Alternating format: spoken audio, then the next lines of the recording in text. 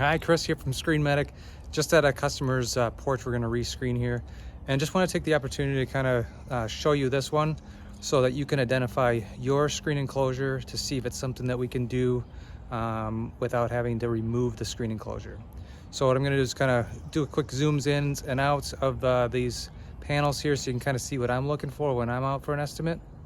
These panels are relatively cost effective to rescreen as long as we don't have to take out the screen system.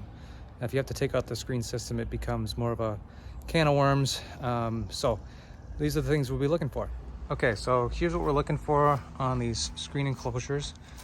I'm looking for the spline groove here, which is the rubber part that's holding the screen mesh into the aluminum frame. What I need to do is I need to be able to see that all the way around. And as you see, as I get down close to the bottom, there's an extra piece of extrusion here, I'll show you on the side, that typically gets covered if it's installed incorrectly.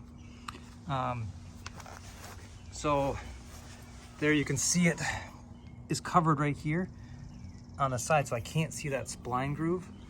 And as I go all the way up, you can start seeing the spline groove. And at the top, you can see it up there. So this would be where the side is covered by that spline groove.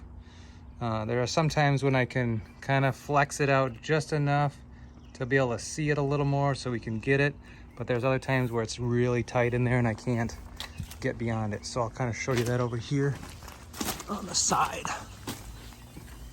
It's very dark over here, so hopefully we can see that.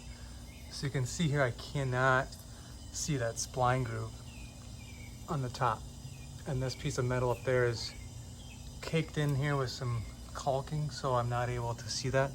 On the sides, I'm able to see the spline groove all the way down. We got the middle and then towards the bottom. So I'm following that all the way around. So long story short is if you can see the spline all the way around all the four sides, then I could screen it just fine. And all we need are the dimensions of each panel to be able to give you an accurate price.